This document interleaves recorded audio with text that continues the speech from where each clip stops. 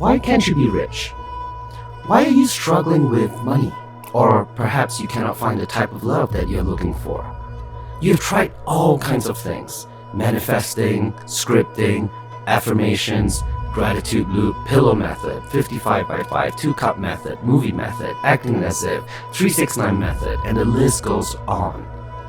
You are very sure you have no subconscious blockages because you believe with all your heart that good things will come. But then, it doesn't. What if they are blockages that you don't know about, hiding somewhere in the dark, forgotten? How do you know what's working in the shadow side if it's been repressed for so long and forgotten? Turns out, there is a way to talk to your subconscious and ask for help.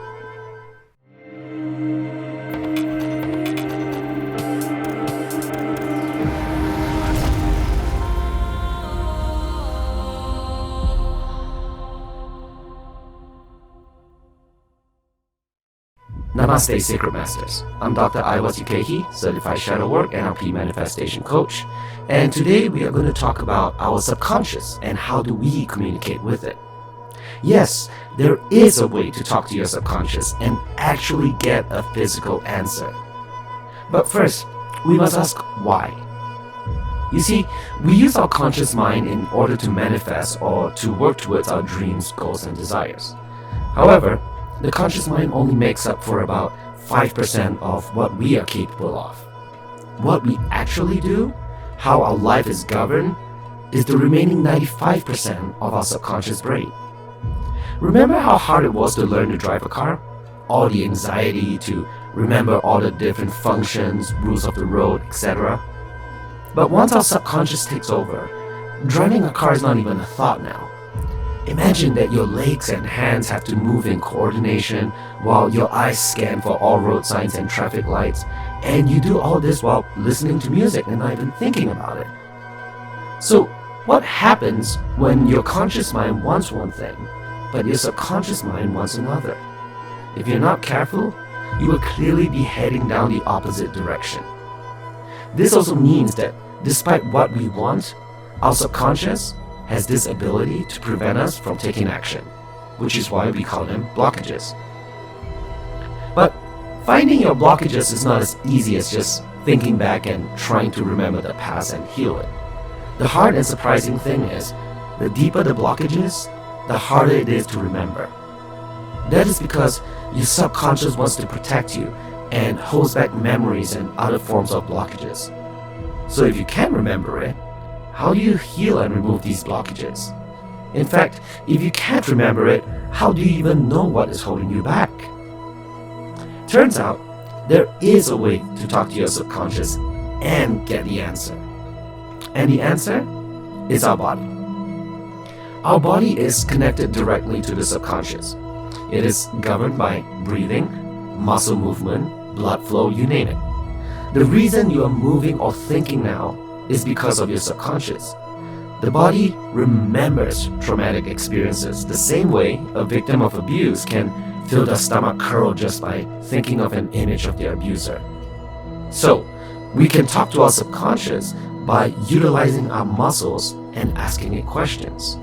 Let me show you how. I want you to take your left index finger and thumb and position them as if you are spelling the letter C. Like this. Now, take your right hand, make another C, but overlap it with your left hand, making it kind of like an O. This will allow you to clench down on your left fingers like a vice. Now, when you imagine something pleasant, such as, I am strong, you find it very difficult to press down on your index finger and thumb of your left hand. But try to think of something unpleasant, perhaps a memory of your mother scolding you, and you'll find you can clench down on your left hand very easily. Take an example and ask yourself what your name is and press down on your left hand. Your O shape will be firmly in shape because you believe that statement to be true. Now tell yourself, my name is Iwas. And because you know the statement is not true, it is easy to collapse your fingers. This is because your subconscious knows under conviction what is right and what is wrong. Now take that and use it to ask questions about your blockages. Suppose you wanted money. One of the affirmations you use is, I will receive $10,000 tomorrow. Try it and see. If your subconscious doesn't agree with you, your fingers will collapse.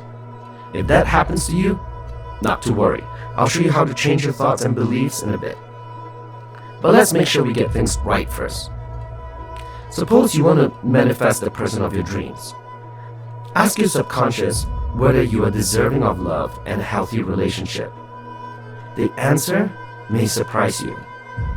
Remember to try and shape your questions in yes or no answers. There are other techniques for more complicated questions, but let's just start with this. Find out your blockages and we can go from there.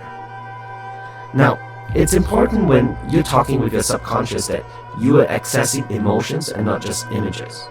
Emotions are the core foundations of beliefs, so when you access emotions and talk to your subconscious, it will tell you what your beliefs are. If you really want to be honest with yourself, ask a friend or somebody to use their right hand instead and see if they can collapse your seat. You don't have to tell them what you're thinking of, just merely accessing your emotions and beliefs. Talk to your subconscious on your own and see if it agrees with you or disagrees with you. By utilizing this method, you can easily find out what your subconscious is really thinking. Does it disagree with you when it comes to money or love? If it does, no matter what affirmations or manifestation techniques you use, you are merely speaking to a blank wall and fighting against the current. A current that is 95% stronger than the 5% of your conscious brain that is working on. So, go ahead, pause this video, and try this out.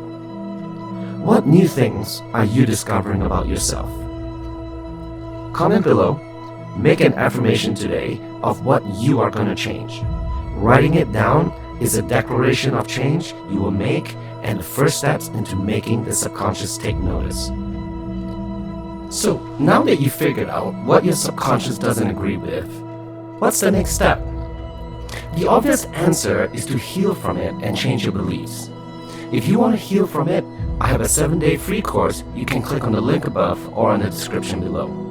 This is the healing of your shadow child and your past.